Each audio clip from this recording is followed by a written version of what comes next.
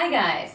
Today I'm comparing the Vitamix 5200 with the Blendtec Total Blender with 4-side jar.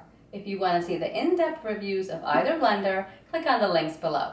The Vitamix blender was developed in 1937 by William Grover Barnard, who was a traveling can opener salesman.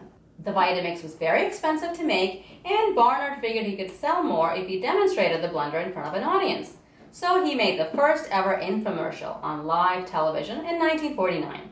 A healthy lifestyle was a selling point at that time, and it still is. Blendtec's founder is Tom Dickson, an engineer and inventor. I'm sure you've seen him blend everything, including iPads, on YouTube. He founded Blendtec in 1989. Both blenders are designed and assembled in the United States, using some foreign components. As for size, the Vitamix is much taller than the Blendtec and weighs a little bit more. The Vitamix looks more industrial and feels more heavy-duty, while the Blendtec is modern and looks cool. Having used both, the lid of the Vitamix feels more heavy and solid than the lid of the Blendtec. The jar of the Vitamix is also heavier, and the handle looks and feels sturdier. The rubberized handle makes it more comfortable to hold. The Blendtec does not have a rubberized handle. It's a molded plastic handle. As for power, the Vitamix states it has a 1,380 watt 2-peak horsepower motor, while the Blendtec states it has a 1,560 watt 3 horsepower direct drive motor. I know people are concerned with the power of a blender, but it's not as simple as the horsepower listed on your blender. Great horsepower doesn't mean you'll get a better result when blending. Other factors like the blade design and shape of the jar contribute to how smooth and creamy your drink or ice cream will be. Watts is the amount of power coming into the motor from the electrical outlet. Horsepower is another unit of measure.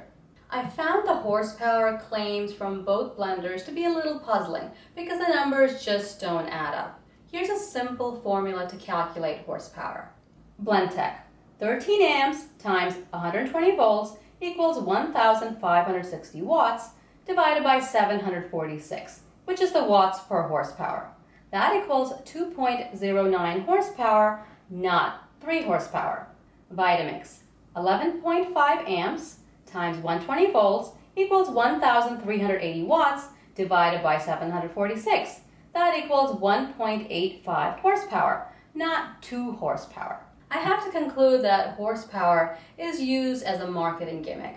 Most consumers will think the more horsepower I'm getting, the better blender I'm getting, and it's just not true.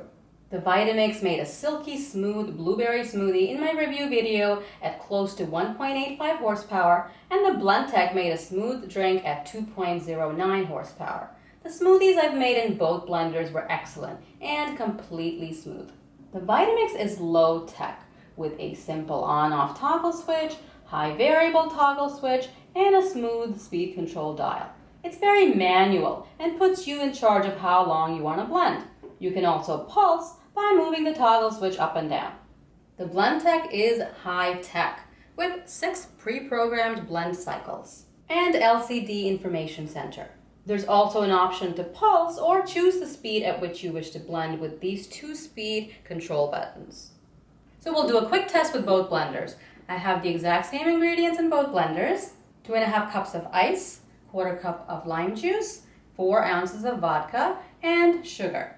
I'll blend them for the same amount of time using the smoothie setting for the Blendtec as a guide, and speed 10 and high on the Vitamix.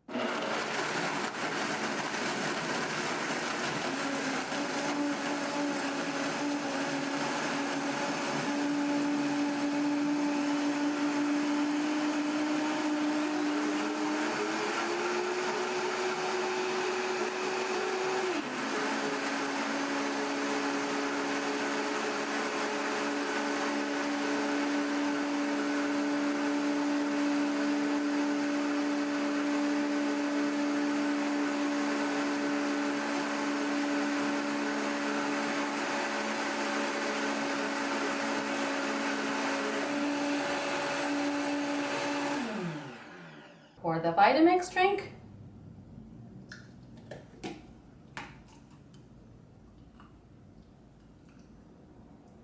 And the Blendtec.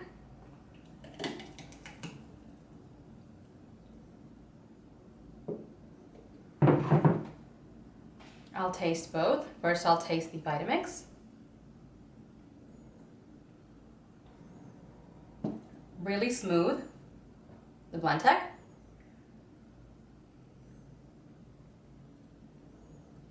Also perfectly smooth. The Vitamix drink and the Blendtec drink are both perfectly smooth and creamy. They taste exactly the same. Perfectly smooth, icy, creamy, and delicious. You have to make a big batch for your parties. Cleaning is pretty much the same for both blenders.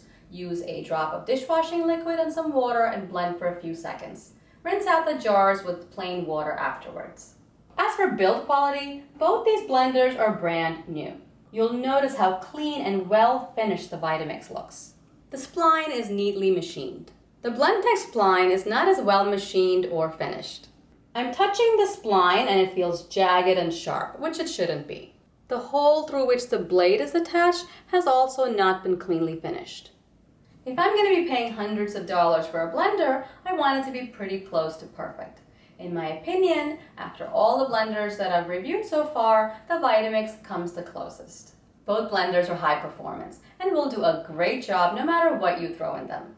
It's really down to your personal preference as to which one you decide to buy. They should both last a long time and come with great warranties. The Vitamix comes with a 7-year warranty and the Blendtec with an 8-year warranty.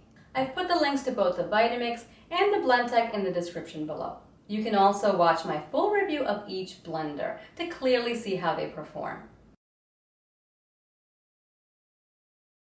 I will be doing a blender giveaway soon, so subscribe to stay tuned for that. I hope this video was helpful. If it was, please give it a thumbs up. And thanks for watching.